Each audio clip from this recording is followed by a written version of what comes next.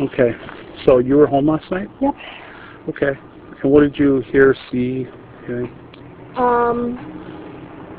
Let's see. Okay, so I told the other female officer I talked to this morning that I heard a car move or a car door open and close around 3 when we left. But I didn't see who was... 3 a.m. or p.m.? 3 p.m. 3 p.m., yesterday afternoon, when we were leaving to go run errands. But I didn't see who it was, or I think it was the Mercedes. But I didn't see who it was or anything. And then it was between, like, around 6:30 p.m. last night. We were sitting in our living room watching TV, and I heard a few loud thuds. It sounded like something heavy hitting the wall. It was a few together, and then a pause, and then a couple more. And that was it. How long do you think it was between the pause? Enough. I got up and looked out the window. Didn't see anything. It was starting to get dark out, so I didn't see anything. And then a couple more, so what, like 30 seconds to a minute. Okay. Okay. And your living room is right here, so it's set up basically? It's on the back side. Okay. Can I just look real quick?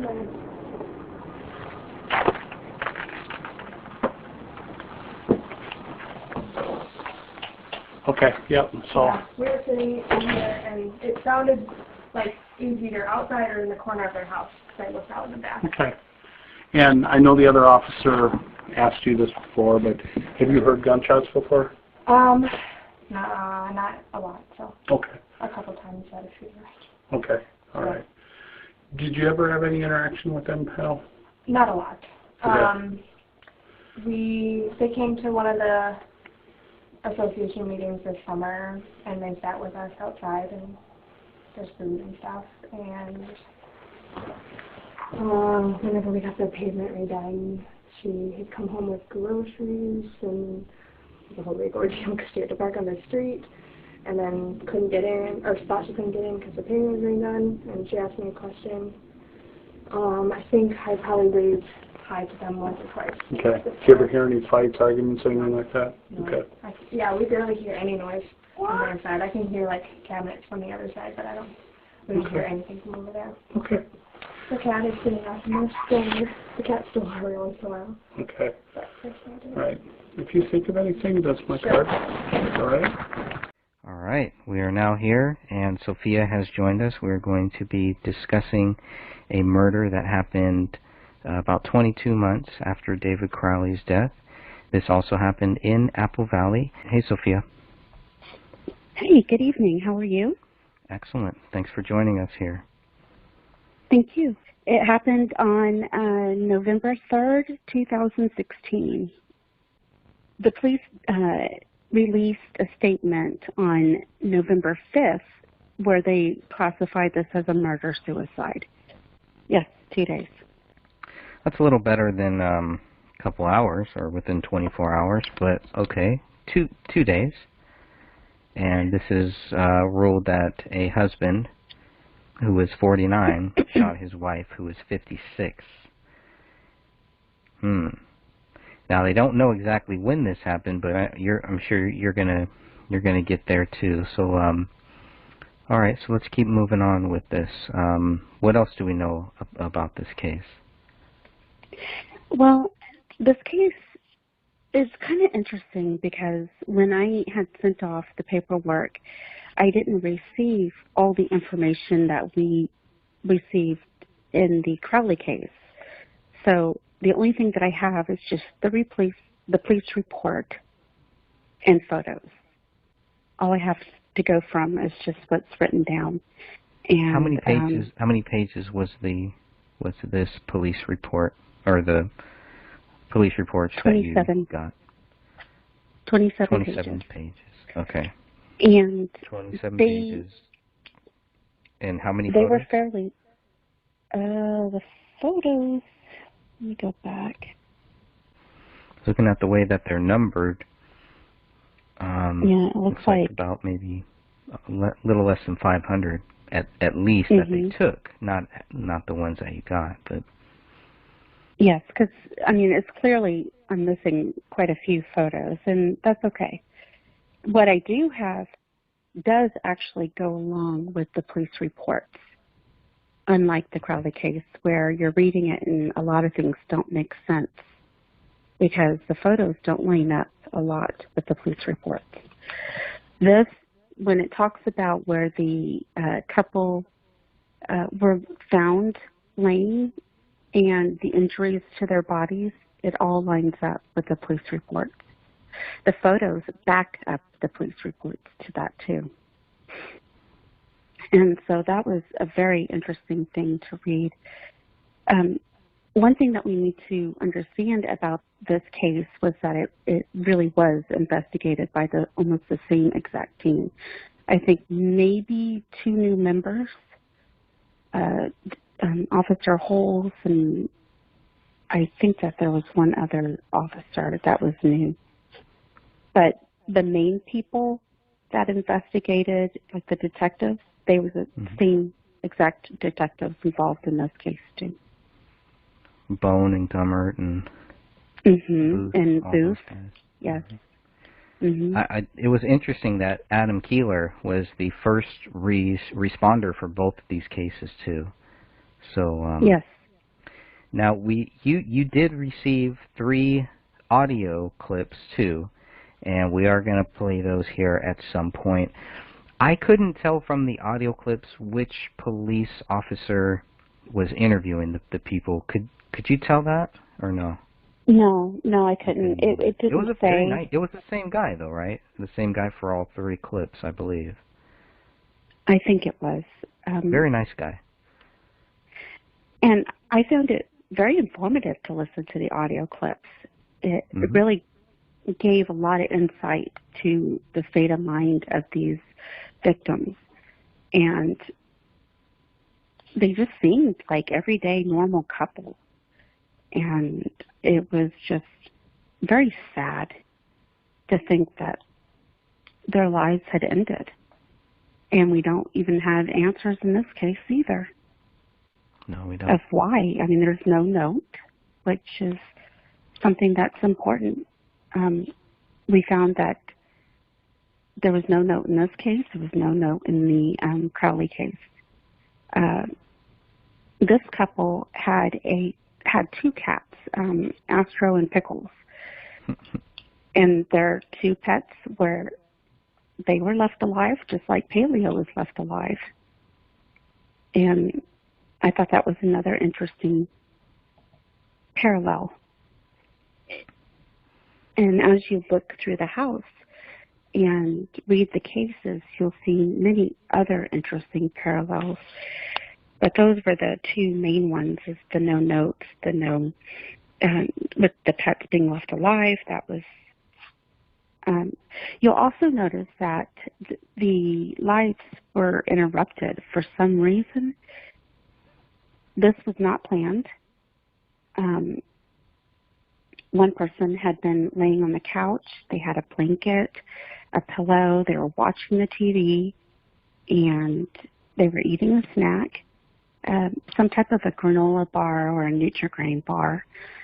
And another person, they both seemed to be in PJs. So the husband had been home all day. He had called in, or he texted his coworker saying that he'd like to take a day off, since he was supposed to have had that Monday off and he had been called into work. So he took that day off, and the wife came home at 3 p.m. She had worked at a laundry cleaner facility, and she had already changed into PJs at the time of their death. One person was charging their phone. Another person left their phone on the counter. Then something very tragic happened. Just looking at some of these photos here, going through some of the photos, you can see on the table there is a pill bottle. There's some pills there. Yes. Do we know yes, any indication what that is? it's very possible that it could have been for migraines. She had a migraine that day and had told a coworker or two coworkers even that she was not feeling well. She was going to cancel a dentist appointment and go home and lay down. So it's very possible it could have been that. But these aren't You'll over the also counter. see, This isn't over the counter. This is, you know, going to a doctor or something like that, I would think. hmm To a pharmacy, something well, like that. she also had a history of a head injury at one point. Mm. And so her memory was kind of bad, and she did suffer migraines. And so it's very possible she could have had a doctor prescription for migraines that came on. You'll notice in the kitchen by the stove that there's some other over-counter medicines and medicines. Yes. Okay, yeah, I got that one It's up in there. that area. But those are vitamins, right? These are vitamins here. Mainly memory support and a few others.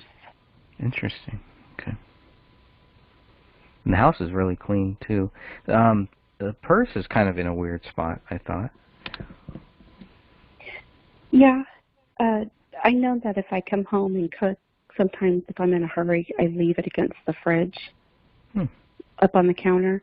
But I keep my purse in my room. Some people or women might not, but I like my purse to be near me. But usually if I'm in a hurry and I don't have time to go and put it up, I'll put it next to the fridge and then get started.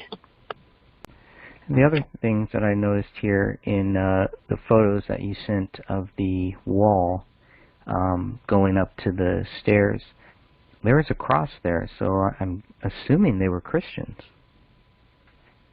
I'm getting to that photo.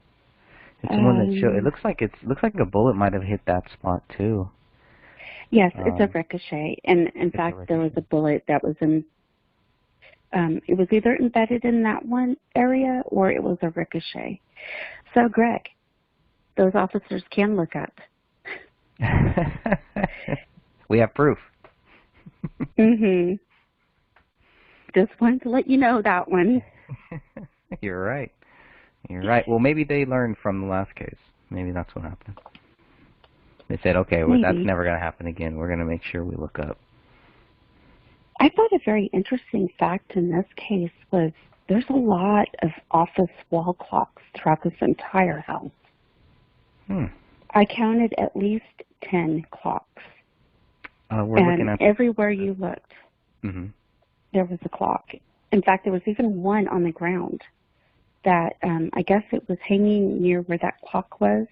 Or, I'm sorry, where the bullet ricochet was going up the stairs. I think it might have been there and fell onto the kitchen floor. Yep, we're looking at that right now. Also looking at the image of the cell phone in the kitchen area, and that is open to a clock. And I think one of the clips that we'll show actually cover that and talk about how Lynn always had clocks, even on her cell phone. She would always have her phone open like this for people that are looking at this right now. And time, yeah, it's interesting. That's very interesting. I didn't know that's a lot of clocks. But to have all of those clocks and to have the digital clock too, I don't know. I wonder what that's about. We're looking at the image, some exercise bike that has Game of Thrones, Scandal, The Catch, American Horror Story, her TV shows. So she had to write him down, maybe. So yeah, memory. And then you said a lot of the stuff on top of that toaster oven in the kitchen is for memory. There's even notes on the counter of the kitchen. It says Sunday, 9:30, and if you read that note, it's talking about helping an elderly friend at church because she was afraid of slipping and falling. And so they were going to go in and help her. Oh, how nice. And it says 9:30. And then up there is some type of a show. Yeah, let's look at that. So these are plans that they're making for the future.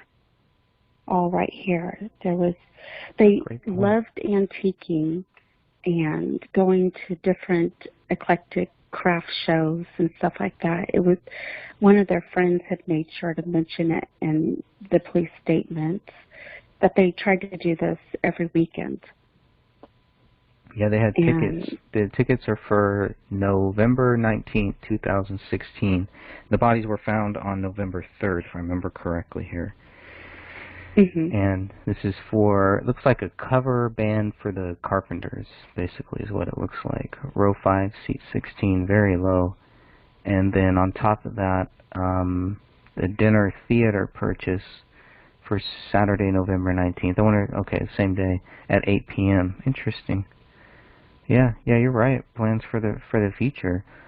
Okay, let's keep moving on here because obviously the first thing that we're looking for, the first thing everybody's looking for, the thing that is not mentioned in any of the Fox 9 News reports or in any of the KARE 11 reports or anywhere is why Alan is guilty of killing his wife. This is a serious thing.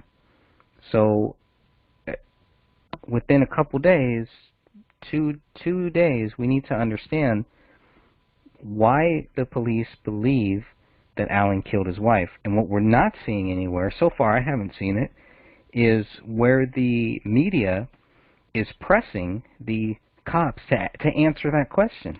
They just report whatever the cops say, but they don't ask them that question. Why do you think that Alan is guilty? And in the recordings that we received, there's no answers either. None of the friends and family had any reason to believe that Alan would snap or that he would even commit a murder and then kill himself. They all said that there was no issues with domestic violence. He didn't abuse her. He didn't even verbally abuse her. They seemed to be in love. And they loved being together and doing things together. So something obviously happened that night if we are going to take the official narrative. In their documents, is there anywhere that says why they think that this guy is guilty of killing his wife? What do the media press release reports say? That just we think he killed him and we think he killed his wife and that's it, basically?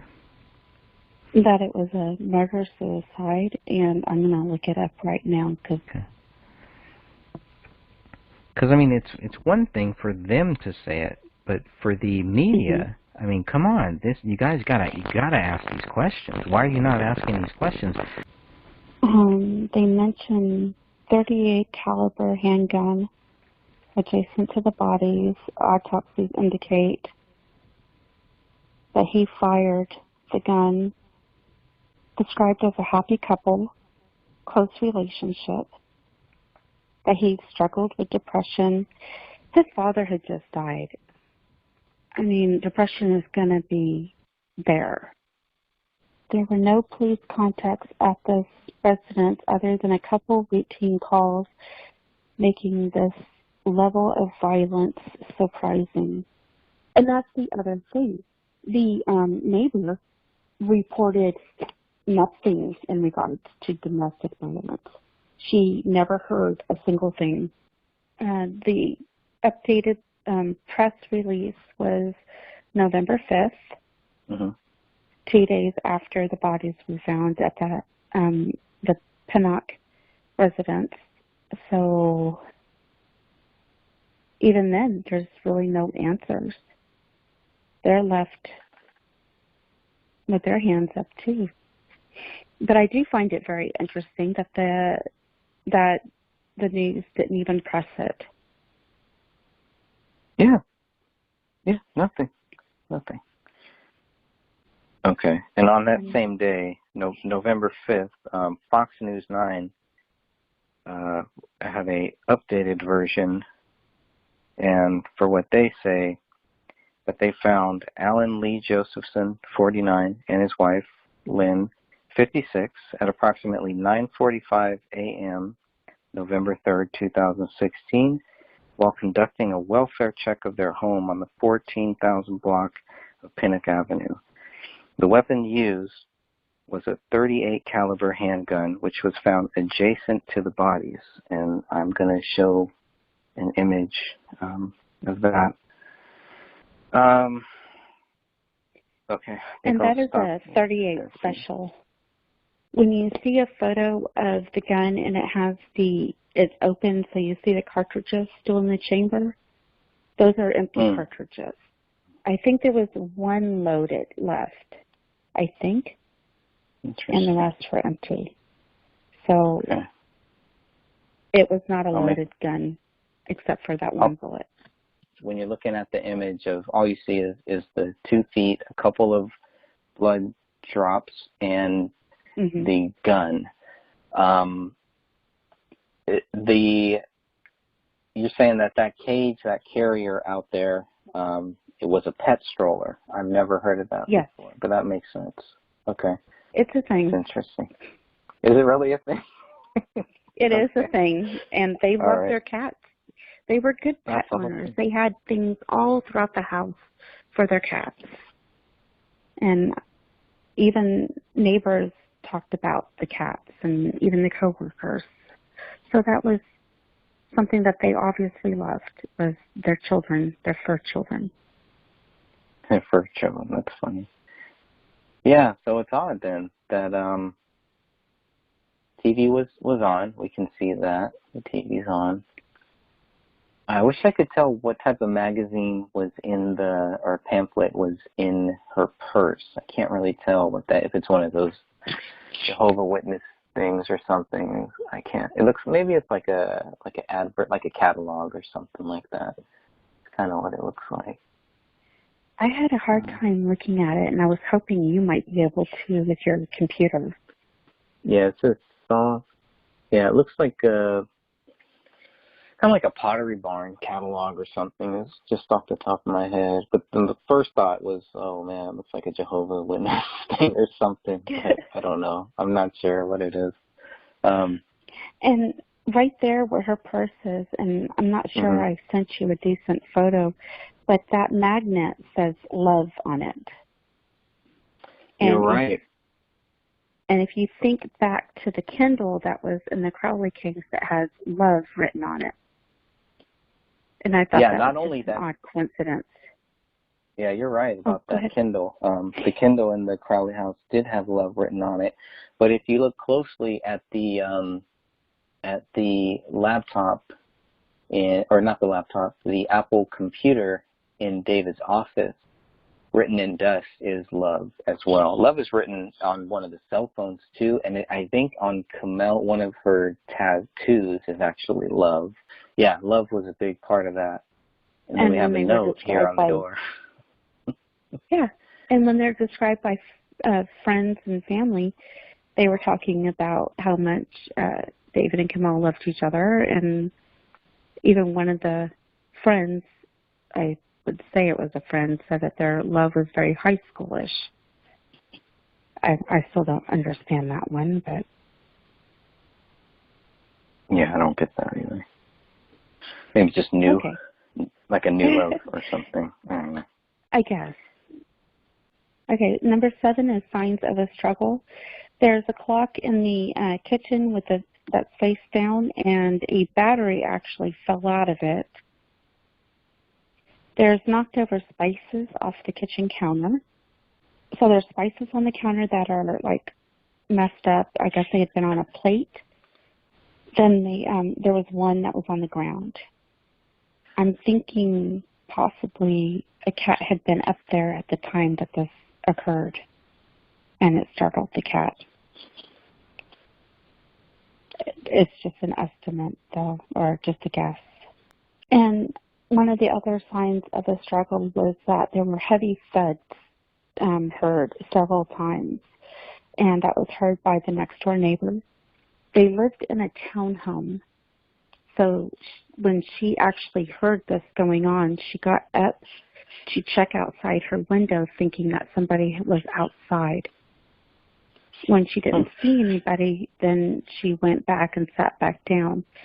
So in the recording, the officer asked her, has she ever heard gunshots before? And she mentioned, yes, a couple times. And then they just kind of dropped the topic at that time. So she didn't necessarily mention gunshots. She just said heavy thuds. I found that kind of interesting, too, because gunshots are pretty distinguishable. It's almost like a car backfire. When you hear them, they're very loud. So that, compared to a thud, is just odd as a description. Now, we don't have photos for this. This is just a description of how the bodies were found. This is number 8. There are large pools of blood under both the victims' heads. Under Alan's, or around Alan's head, was just a little bit of vomit. One of the officers had mentioned the vomit and that he possibly could have eaten before he passed away. Now, he was shot on the right side of the head. The exit was on the left side of the head. The gun was found at the feet, but the bodies had been, or his body had been moved. Her body had not been touched. He was lying in front of the door, the main entrance of the house. And he was kind of kitty corner between the door, and there was a guest bathroom right there. And so he was partially in the guest bathroom, and his feet were in front of the door, and they couldn't get it open. So they had to force the door to open by ramming it numerous times. So he's the one wearing white socks. No, he's the one that was wearing black socks. She was in the white with the plaid. Okay. And she was behind the door. He was in front of it, so they pushed him forward, and she was behind against the wall. And her injuries, she had been shot twice, and the first bullet she tried to deflect with her hands, so she will be missing her middle finger. And the bullet traveled up her arm and was embedded in her shoulder. And I found that rather interesting because Camille is missing both her hands. So what if Camille had lifted her hands up to deflect a bullet to cover her face, like Lynn had in this case? That could be a reason, possibly. Sure. But Lynn was only missing one finger, right? Of course, a different type of gun, too, we're talking about as well. Yes, completely, yeah. But it looks like Lynn was killed at close range, no doubt, right? Yes, she was. She was shot on the right side of her head also, exit side on the left, and there was gun stippling found on the wife, like on her shirt, her face. And there was no mention of stippling for Camille. I think there was a possible mention of it for Rainey, but I'm not 100%. I would have to go back to the records for that one. It's kind of a weird area for them both to be right by the door, I thought. I'm thinking she might have tried to escape. Yeah. And she made a run for the door, and either he overpowered her, or whatever happened right there at that place. And then he just turned around and took his own life at that time. Or there was another person there, for sure. Hard to say. Interesting that, knowing that the two bodies are right here, that they would move one instead of going around to another door or something. I believe there was a sliding glass door, but that one was locked. Right now we're looking at the front door from the couch. We're kind of standing on the opposite side of the couch looking at the front door. And there is blood on the lower side next to the door, next to the back of the door where the door was kicked in. I'm seeing this image shows a lot of blood back there. Mm-hmm. That would lead me to think this person was shot, the wife, Lynn, was shot while she was on the ground almost. Yes, that's what I'm thinking too. It's a lot of blood, unless those are fingers or something else reaching up or something. Wow, that is a horrifying image. Horrifying. One thing that I can say about this case is I received a lot more photos of the gun than we ever had. Right. Mm-hmm. Now that gun isn't bloody either, right? So comparing the two guns is interesting too. Yes, absolutely. There's like 3 little droplets next to that gun for some reason. We're just going to go through these photos here. Now, when we talk about the blood and the collection and stuff, Detective Bone, Detective Booth, and Detective Gummer were the only ones who did the collection of the blood at the scene. The BCA was never called in to do anything in regards to this case.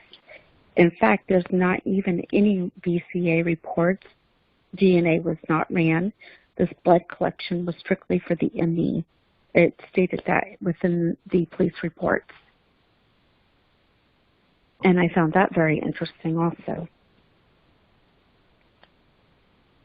So if they had considered this a murder, I believe that the BCA would have been called in to conduct their investigation. Can you see the bullet fragment down on the carpet? It's a small fragment. The spices on top of the kitchen counter next to the sink. Some are kind of moved over. Yeah, I seen interrupted. It's an interesting way to describe it. That's what I felt, that they were just at home enjoying an evening, and all of a sudden chaos breaks out, and in tragedy. A very interrupted life.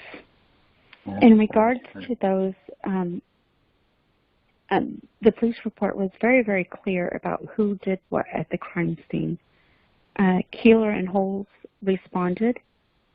This is a very interesting fact here. They had the phones pinged before they forced entry. When they found out that the phones were at the house, that's when they decided to have forced entry. That and the fact that they saw a bullet laying on the carpet through the window. That photo with the cat stand through the window, there's a bullet there on the carpet. And so that was their just cause, those two things together. Now they, as far as we know, because it's not in the police reports at all, they didn't ping the phones for David and Kamal.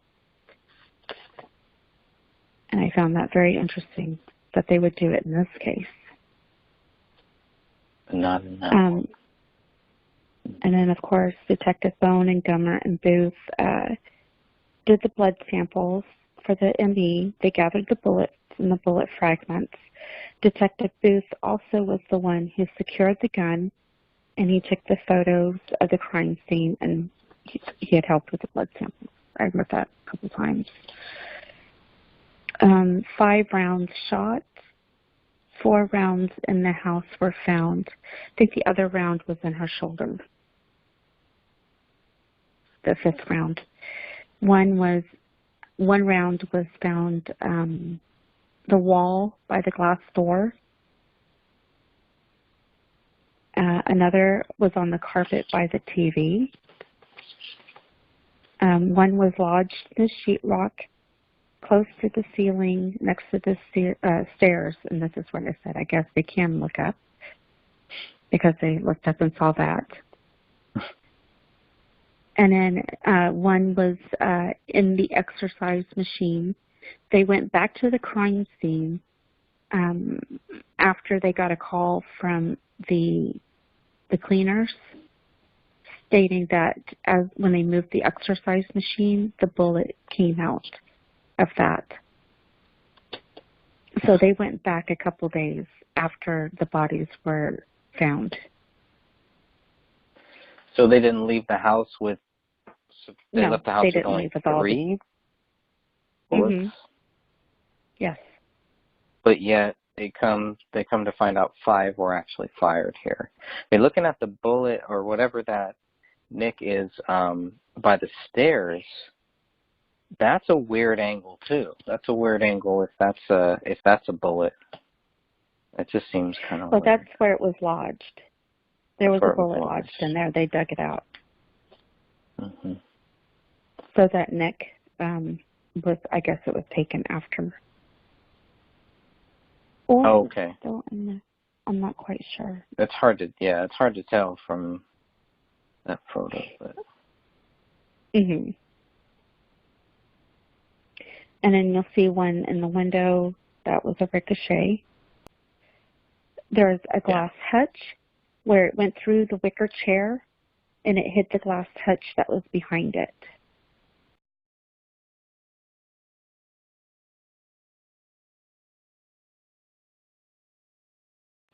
The bedroom is made. The master bed is made. I'm going to go back a few here because I'm just cycling through these photos for the first time. Actually, it's the first time that I've really looked at them. I saw a few of them that you sent over that we've already played, but now we're going through all of them. I wonder how many bedrooms there are upstairs. If this is the master bedroom or not, just the one, but. The bed is neatly made, so I can understand. I don't know how they can say that this, because they think that this happened around 9:30 at night or so, and the bodies are found the next day. Mm-hmm. And I guess that's based on those thumps that a neighbor heard. Yes. Lots and of she had teddy been bears. watching TV also. Yeah, I had a hard time understanding if they had 2 bedrooms or 3 because there's one that's like a computer room and there's lots of storage stuff in it. Mm-hmm. And then there's another bedroom that looks very, very tidy. And then one that has a lot of stuffed animals and teddy bears. And their image, So it has our photos and their marriage photos, and it has a cross in there too, another cross, a second cross. Mm-hmm. The clock thing was definitely an OCD. She wanted to remember, wanted to keep an eye on what time it was.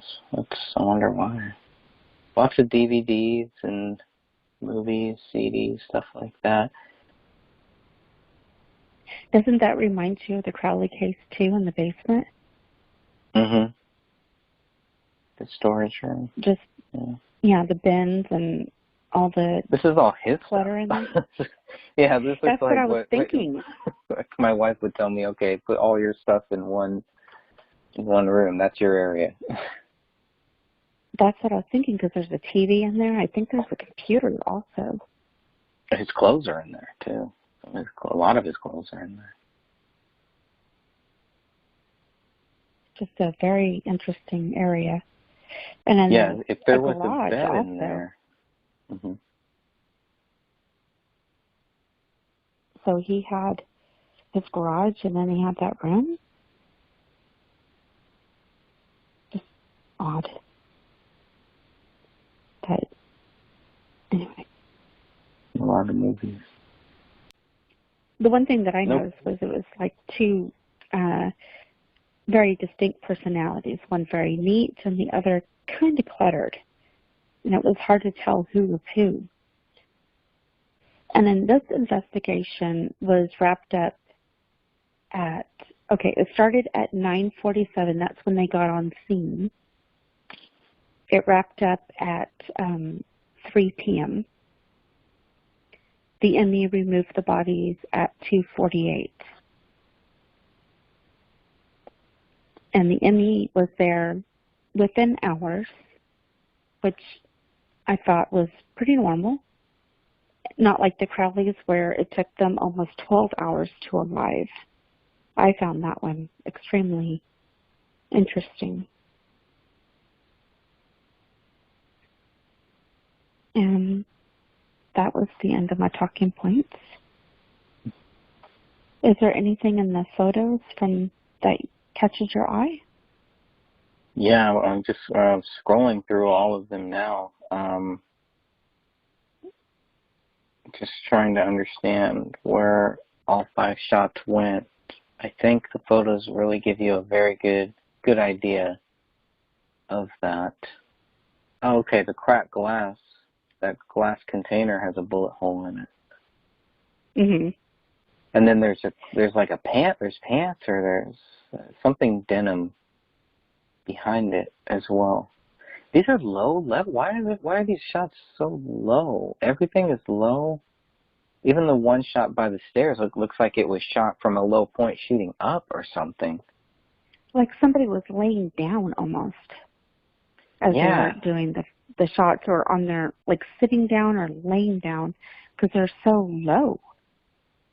They're really low. Everything is low. Okay, that's odd. It's shot through.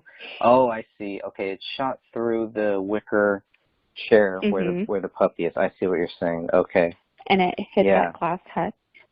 Gotcha. And then if people are looking at this image in the upper left is where it looks like the bullet fragment or part of the bullet lands over there.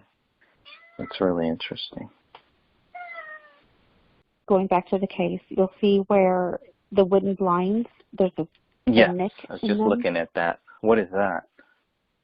That's also a ricochet. Wow, so it goes through the glass? So it ricocheted off of that, and then it fell onto the carpet. It ricocheted from, you remember that part where they were taking a photo of the edge of the window, where the wall was still there, and it took a nick out? That whole area is where it ricocheted, and then the bullet fell back onto the carpet. Did they say anything about any open doors or anything, or were they very clear to say that everything was locked? That's it. Yeah, they were very clear to say that everything was locked, the windows, everything. Well, we're looking at the gun right now, and no blood that I can see on this gun. It's very clean. And they got a few of the bullet fragments. I'm assuming that's what this is here. Wow, look at that one. It's just like a circle with a hole inside. That's almost. Okay, there is some on the bottom. Let's see. That's never seen that. Now we're looking at the Samsung cell phone that's open. Some fingerprints on there. Unlike the other one, so this must be Alan's phone, I'm assuming. The Samsung one here. The one with the clock, I'm assuming, is Lynn's phone. It's Lynn's. And see, why would Alan have his phone on the charger if he was going to kill himself?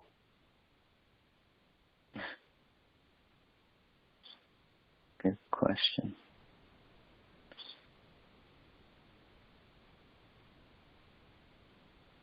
Looking at the ammunition right now. I wonder if that's it. If that's the only box of ammo. 1, 2, 3, 4, 5 are taken out. They should have left with. They should have been looking for 5, I guess. These are hollow points. Can't tell by that. Let's see here. It could be hollow. Having a hard time. How does it say that? No, No, Hornsby? it just Hornady looks like. ammunition. This looks like just the casings. 25 cartridges. There's some type of plastic wrap over the front door, the outside front door. It's kind of weird. Now, I don't live in Minnesota, so I don't have an answer for that. I don't know if... I remember when we lived in Alaska, we would kind of do like some insulation on our basement windows and put plastic around it to keep the cold air from coming through. We lived in base housing, so we had to deal with that, which were much older homes. And so maybe that's what they were trying to do, was keep the garage from being so cold. It's just a guess. But if anybody's listening and they live in Minnesota, they might have an answer to why somebody would put garbage bags over their windows in the garage. I welcome any types of answer. Was there anything in these reports that kind of stood out to you? I think mainly the biggest one was the fact that BCA did not show up. One of the things that really interested me was that the reports followed the photos, so I wasn't left questioning a lot of the information that I had just read, and I wasn't left questioning the photos that I just looked at. It all coincided together. It explained who did what, so we weren't left thinking, okay, who removed the gun? Who secured that? Or who collected bullets? This actually told me who did what. And that was a nice surprise. It really read like a police report. What I would expect as one. Not like the Crowley case where there's so many questions even after you read it. And trying to figure out like body position and stuff like that. I'm not sure if I'm making sense here. Yeah. Well, it's hard to make sense with any of this stuff here. It is. But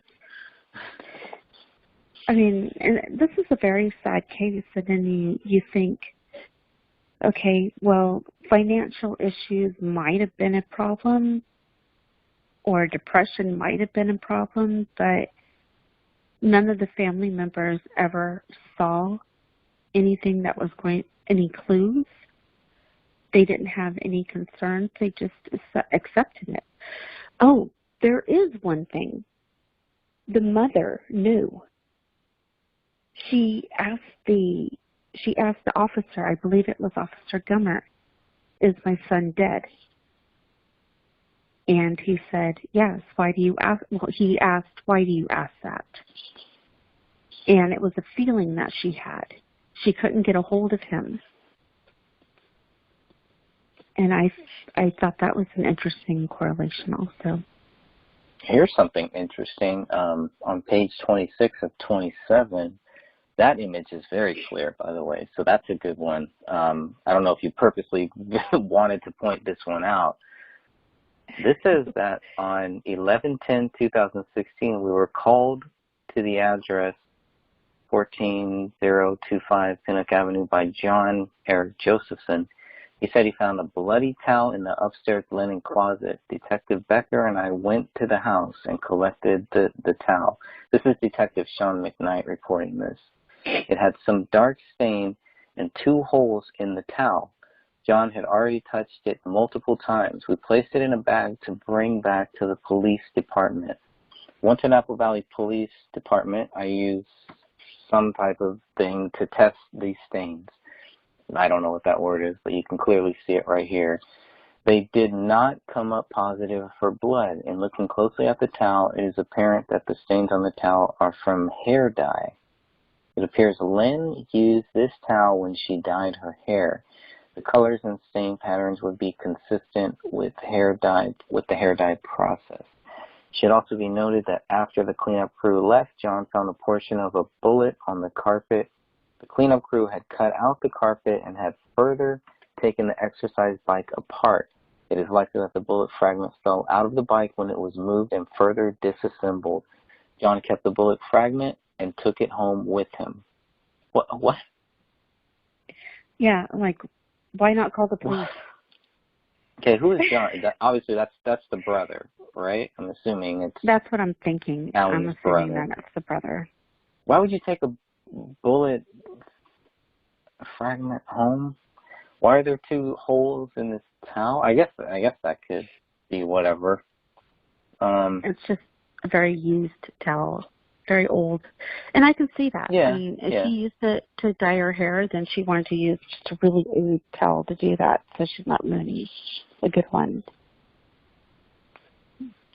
Camille had just dyed her hair, too. Another interesting correlation.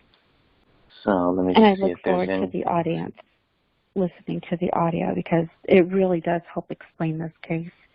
And what is said in these audios does correspond with the police reports.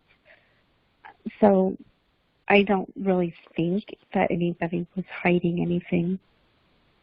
They were trying to be as helpful and as honest as possible. That was my feeling listening to their statements. And we don't have audio for the Crowley case at all. Although there is audio on file, we just don't have access to it. Not yet. Yeah, not yet. Not yet. And they have 4 cars. Right. Yes, they did. 4 cars. That's interesting, too. We have work car, pleasure car. That's a nice Beamer they Grand have in Am. there, too. Yeah. Mm-hmm. A Grand Am, a Pontiac, a Mercedes, and a blue Mustang.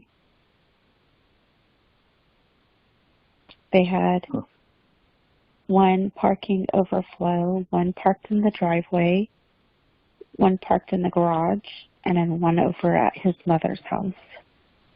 If they were Christians, and we see 2 crosses, I didn't see a Bible in any of the photos, but if they were, it would lead me to think, you know what, you're going to need some hard evidence then. You're going to need some hard facts before you just start saying that this guy killed his wife, first of all, and then for whatever reason killed himself.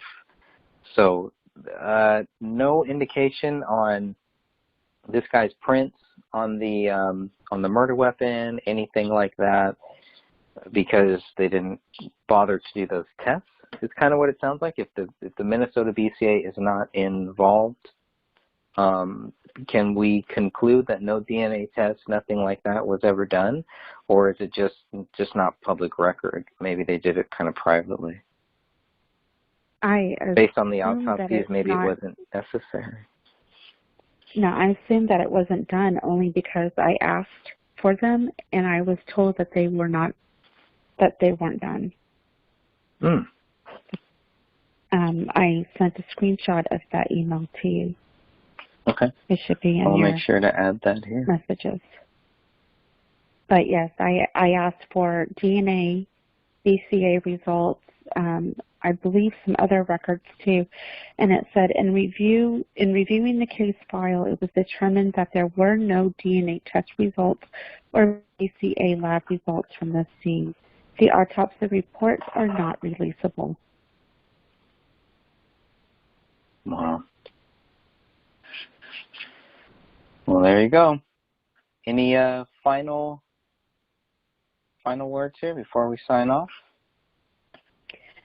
That I want to give my condolences to this family and their friends, and the only reason why I had requested this file was to see if the Crowley case was real or not. I was going to compare the 2 cases and the investigations. Come to find out that I'm left with even more questions than answers. But I'm hoping that Alan and Lynn are resting in peace and that their 2 kitties are with loving homes. Amen. And I want to thank the audience for listening to us tonight. That's right. So let us know what you think. How, when you compare this case to the Crowley case, what was done right, what was done wrong, what is missing, what is here that isn't in the Crowley case. If anybody notices anything, please leave us some notes in the comments of this video, and based on that, we will decide if it's worth coming back and doing a second one. We covered a lot of ground here, and this was the first time that I've looked at a lot of these photos. And the most interesting one to me is the gun, where the gun was. All right, until we meet again, we will sign off for now. All right, where do you guys work at? Essendant, ESSENDANT, in Egan. Okay, what do you guys do? We're a wholesale company for stationery. Oh, okay. All right, what's Al do for you? He goes by Al, is that? Yeah, he's our maintenance lead. Okay. So All right. he and one other guy were our maintenance department. So they pretty much took care of the facility. We got conveyors and heating and boiler and everything else. Okay. That's pretty much So what we worked on. he's your handy guy who fixed everything and Yep. maintained everything. What brings you guys out here today? We had a call from Apple Valley Police that he was at this point missing. They were doing a welfare check. Okay. So that's the reason it indicated to me that I must have done CD's okay. Okay. All right. I can't say if he's okay or not. Honestly. Fair enough. I haven't been inside to know what's going on in there. I know that they're, to be candid with you, I'm not trying to spread rumors, but there's, deceased in there. So we're trying to, figure out. That's why we call. I appreciate it. Is he working today, or are we? He was scheduled to work, and when he didn't show up, I texted him first because we thought we got another facility up at DP that he was working at. And Okay. I didn't know if he was going to be up there or not, so I texted him. Didn't get any response, so then I called him, and as soon as I called him, all I got was his voicemail. So he hasn't contacted us back since. Okay. Did it go right to? He went right to voicemail and never rang. Sorry. Hey, At this moment, it's not a bad gig. Can that not bring a smile to everybody's face whenever it is? I mean, that's perfect. Wife has daycare, so it's appropriate. And There it was you a good go. timing for that. He was with us for 24 years. 24 years. Okay. I was there for quite a while. Any problems as an employee? No. At times he'll show some hyperness, but otherwise he's been a very good employee. Okay. I've never seen him raise his voice. Okay. No anger issues or anything? Is that No, the he problem? he gets frustrated sometimes with work issues. He gets a little passionate, but he never raises his voice. He just pushes his point, and if you discuss it with him, then he understands, and He left, we go with it. he left Tuesday, shook my hand in good spirits, and he ran to the door, double-checked something for me. And then I had a text message from him yesterday morning. Asked if he could have PTO day. For today or for It was yesterday? For yesterday. Okay. Said, Bob, I'd like to take a PTO day today. Couldn't use on Monday. Have some family emergencies going on. Gearbox in the shelf.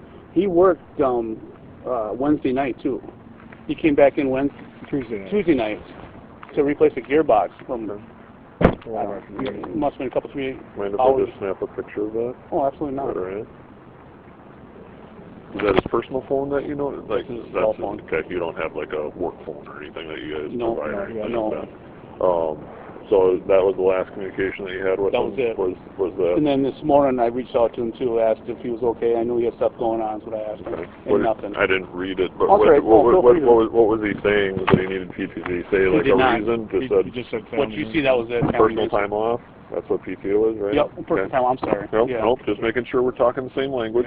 We all work for different businesses. I got all kinds of acronyms in my world, so I got to make sure I understand everything. Okay, so after 7:18 yesterday morning, he left work, and everything was good after that? 17, he texted me Tuesday night. Tuesday night. I believe it was he punched out at 9:40. 7:44, I think, is when he punched out. Yesterday or No, last? Tuesday. He Tuesday? took yesterday off. Okay. Pre-PTO day. Okay, so Tuesday Tuesday was at 7:44 he punched out. PM? PM, yep. Okay. And that's the last time that Anybody's seen anybody's seen him. him. So then this morning, his counterpart, I asked him if he talked to Al. He said no. He tried calling him last night. I said, did it go right to voicemail? He says no, it did ring Okay. last night. So then this morning it went right to voicemail. Yeah, straight. There wasn't one ring. And who called him? Who was the coworker who called last? That was his partner, his maintenance co-worker, yeah. Did he say when he called him at all? He did not, nor did I ask. Okay. But it rang and then it ended up going to voicemail. Yep. He didn't actually talk to him last night or anything? No. Okay. Any health issues, anything like that? No, he never. You guys are aware of? He never Very missed sick. a day. Okay. Is he? His wife, Okay. both of them are very health fanatics, to be honest with Okay. you. I think the biggest thing he Like had workout health fanatics, like eating health I'd say fanatics, more- or just fit health? I'm going to say fit healthy, Okay. how they eat and what they do with that. Okay.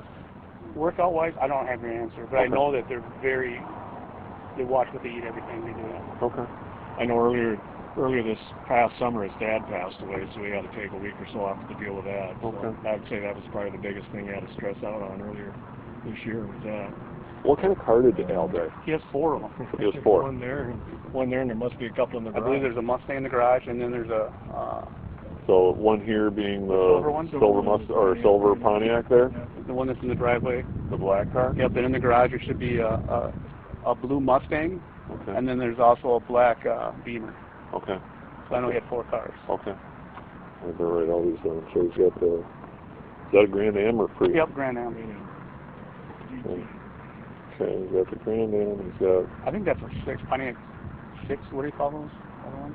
the black one there. G6, I think it's a G6. It's convertible, ain't it? Not that That one. one? Well, it's just a And then he's got a blue A blue Mustang. Mustang, older one, I know that's a 90s. And his Beamer's a And convertible. a Beamer's And then a convertible. BMW. Yep. Okay. And the Pontiac up there is not hard to tell. I can't tell from here even if that's a. So which one did he drive mostly? To work, I see him drive mostly the black one to work. Yeah. Okay. Although he drove the silver one the last time I saw him on Tuesday, didn't he? This one? Yeah. The Grand Am? Yeah. Okay. All right. I think that's all I need at this point. I appreciate you guys chatting with me and giving I me some appreciate taking the time, I really information.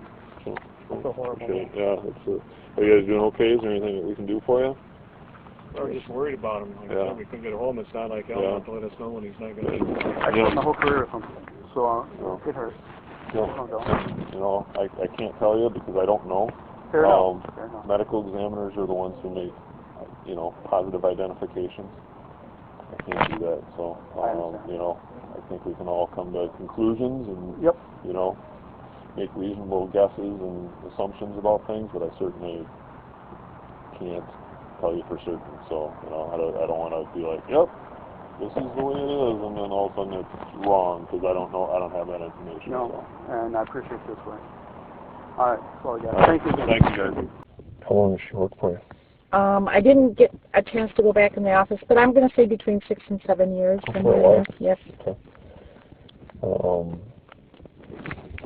Is it just kind of the two of you in there most of the time, or is She there works- lots of different people in there? She worked from 7 till 3 by herself, but I would always show up at 8 o'clock in the morning, between 8 and 8:30, and then I have another driver that shows up at about 1:30, 2 o'clock to deliver. Okay. So it's a pretty small operation Yep, in terms at of that not a ton of employees. Nope, nope, and They're all working together. Everybody, and then her replacement comes in at 3 o'clock to take over for her. Okay.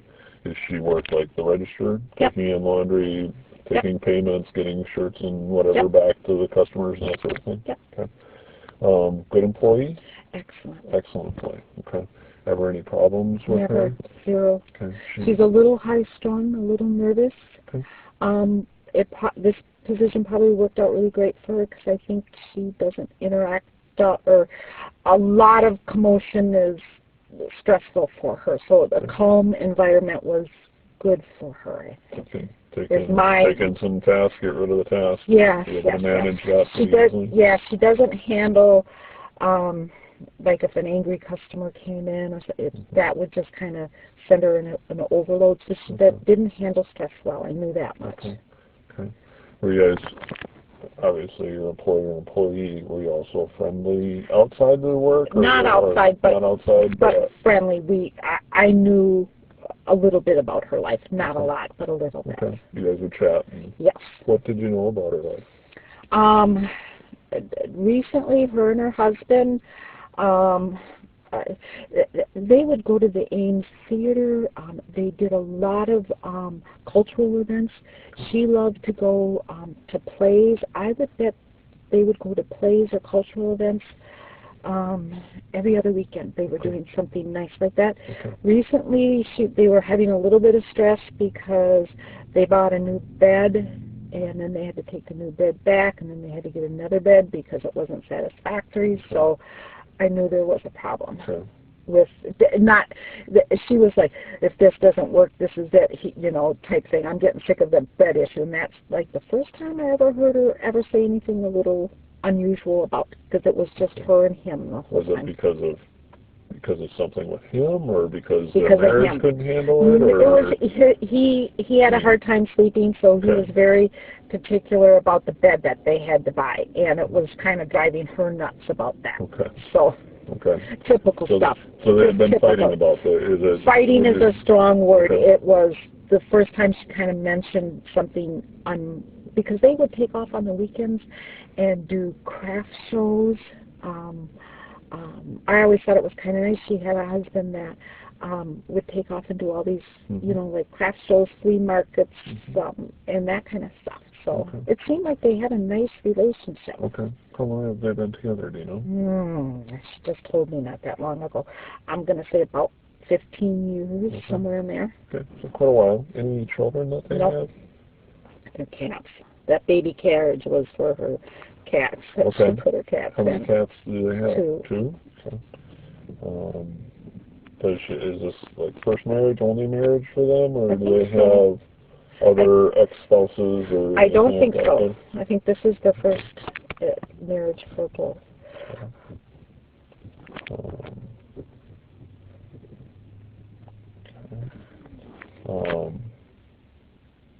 So as far as you know, other than the mattress, there weren't any marital issues.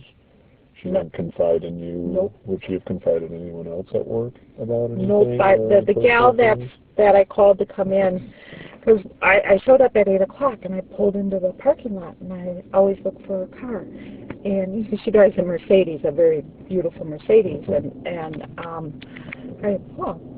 it's not there. And then I thought, well, maybe her husband dropped her off, car problems. Well, then I pulled up to the front of the door and it's dark. And I'm going, oh my gosh. So I go in and I look on the schedule, you know, because if she would have changed her schedule, she would always get somebody to work for her, and she would always marry. I've got Candace to come in for me. She was very, very responsible. Good about telling you about those. She didn't work the weekends, but if we had a new person up at the store working the weekends, she would always say, Mary, I'm 10 minutes away. If they have a problem, I can run up. I mean, she was a wonderful employee. So just a great person. She has a brother that lives in St. Paul, and then her mother lives, I want to say, Arizona or someplace like that. Any idea what their names are? No. I've got the gal at work going through the Rolodex, because she gave me her husband's work for next of kin, her work number and his cell phone number, and when I got into work, I called, when I realized she wasn't there, I called her cell phone and just said, you know, I'm kind of wondering what's going on. And then, you know, I start calling people. Did Lynn switch with you? No. Well, then I called her again, no answer. I called the office to get her address, and I drove over here about 9-ish, I think, and pounded on the door. And in fact, I got the neighbor, so I wasn't sure where to go. Which unit? So you got, just so I get my time, she's supposed to start at 7 this morning. Normally no problems, no calls or anything like that. She's never late. No calls from her saying there's issues. Didn't do the schedule change thing. You got there at 8. No car, still locked up, still dark. Clearly she wasn't there for the day. So did you come here immediately, or no? I went back to the plant because I wanted to get her address, get on the address. So then I got dropped off at the plant, got somebody to take Lynn's place, my place at the branch store. Then I got the address and came here, and 8:30, 8:45 by the time I got all that. So 8:30, 8:45, you get here. And see anything? You Nothing. knock? Did you talk to a neighbor then? I knocked on the wrong door when I first came up because I knew it was 14049, but I didn't realize that the side entrance went around. So I went and so I knocked on it. Immediate neighbor. Yeah, and I just said, "Is Linda here?" And she said, you got to go around. So I went around and I knocked down, and I tried to peek in, but it looked like there was something over the windows. I couldn't see a cat. So that's when the police called back, they said that, because I was worried it was carbon monoxide, because when she left work yesterday about 3 o'clock, she told her replacement she was canceling her dental appointment and she had a headache. Okay. And Lynn had a kind of a bad accident maybe 3 years ago, where she felt like she had a concussion and was doing therapy for concussion and memory and stuff like that. So I knew she was dealing with that kind of issue. So when she said she had a headache, I thought, oh. And then I know she mentioned something that her air conditioner or furnace wasn't working great this summer, and then I thought, oh my gosh, the carbon monoxide, so that's why I can't. And then I got back to the shop and called you guys, so to come out and do the welfare. Okay, so you knocked here, no answer, couldn't see in, and then you left. Did you go straight back then? I went back to work, yes. Back to work, and so about how long was it between you being here and then you calling us? 10 minutes, okay. 10, 15 minutes. Okay. And you called from work? Mm-hmm. Okay. I even called Fairview Ridges to see if maybe her husband had a heart attack in the middle of the night, and she was that if he would have been sick, that would have sent her real stressful. So I thought, well, maybe she's at the hospital and has just blanked everything out. Sure, lost track of time or something. Yep. Okay. So the last time that she was seen was yesterday when she left work about 3. Mm-hmm. Okay. And were you there at that time, or was she talking to a different employee? The employee that's there now. And so that was the last time you guys heard from her. No other messages or anything after that. And prior to Mary, and other than the headache, everything seemed good. What was weird is the driver that came back every day. He's there between 1:30 and 2, and I checked with him and I said, "How did Lynn seem to you when you dropped off the cleaning?" And he said, "She seemed fine. She was laughing and joking at 2 o'clock, and said what a beautiful day it was." So from between 2 o'clock and 3 o'clock, she got a headache and was canceling a dental appointment. Any idea where she was at the dentist? Mm-mm. You never talked about that? Okay. You know Mom's name or anything like that? Or No, like that? I don't. Okay. She's not very close to her mom. Okay. She was very close to her brother. In fact, they did a lot of things. He would join them for plays and stuff like that, and I cannot think of her. She's one of these people that is like clockwork. Okay. She's not a yeller. She's not a screamer. She's a very kind, gentle person. Okay. And her husband, I just assumed he was kind and gentle too because Have you ever met him? No. Okay. And I asked the gal that is there now, "Have you ever met her husband?" And she says, "No, I've never met him either." Because I checked with the driver and I said, "Do you know what kind of car he drives?" I said, he thought it was a Mustang, so I don't know if he. That husband drives a Mustang? Yeah. And she drove what color Mercedes? Silver, small, 2-seater Mercedes, and then she also had like a gray Pontiac Grand Am Grand Prix that she drove in the winter when the weather changed. She'd put the Mercedes in the garage and take out the Grand Am or Grand Prix or something. Sure. And then husband maybe drove a Mustang. Mm-hmm. Any color on that? Or? No, he couldn't remember the color. Okay. But he had seen it before? He'd talked to Lynn because Lynn loved cars too. Okay. So and David, the driver, loved, they would chat a little bit about cars. She had a cell phone? Mm-hmm. What kind of cell phone do you know? Like, Samsung. It wasn't. I know it wasn't an iPhone, and she just got it. Was the bigger one. Giant one, like the Note or something like that? That wasn't the Note, but it's like, the iPhone 6S or whatever. Yeah, Yeah. One, a big one. Yeah. And she had a pink Pink pink Intel laptop okay. that she would bring to work. But it was a Samsung. She just got it in the last 2 months. She said where she has their service through or anything like that? Mm-mm. Okay. Do you know her number or anything, her phone number? I got it in my car. We'll get it in okay. 2 minutes. Her husband's name? Al. Al? Is that short for anything that you know of? No, she just always called him Al. Okay. And I called his work because, you know, the only thing that she had, she did a little bit of repair work, and yesterday morning she called me up and said, I cut a pair of drapes, and she says I cut them in the wrong place, and she was starting to go into the fret mode, and I said, Lynn, don't worry about it.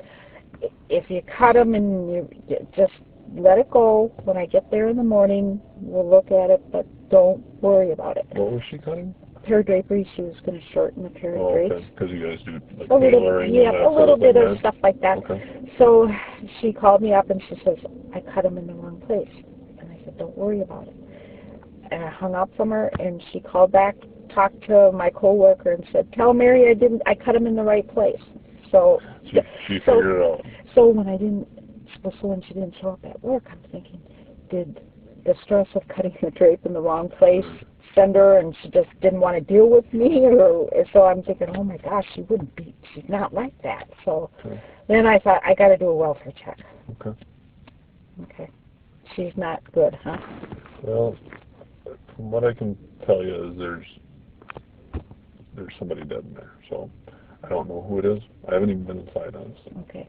So I don't know. One person or two? I can't get into the specifics of it, but I think you have a general idea of what's going on. So yeah. I think your instincts are probably pretty good. Okay. So there really isn't any next to kin I know. Yeah, well, that's at this point we want to make sure. I know. Again, I want to make sure. I can't say it's her. So, I know it's her. We have to, the medical examiner. Yeah, she's got dark brown, reddish hair, very petite. Okay.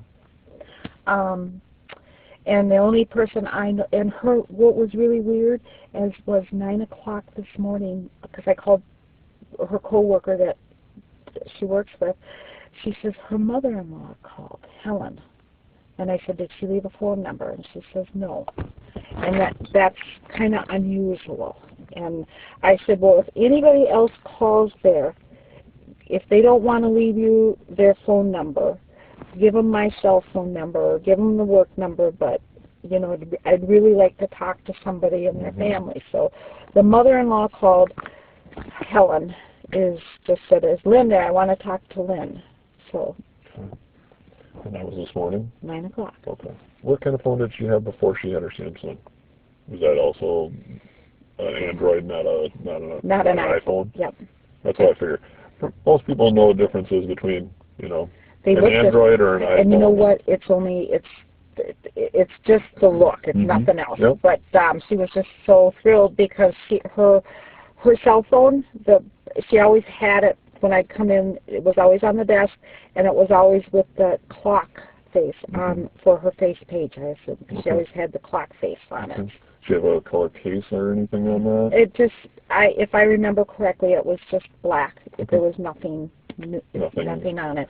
I just know her. Leopard print or anything? No, not that I remember. Okay. And she just had a bright pink Intel computer laptop. Okay. Worked with her, saw her every day. She's just a wonderful person, and it's just very sad.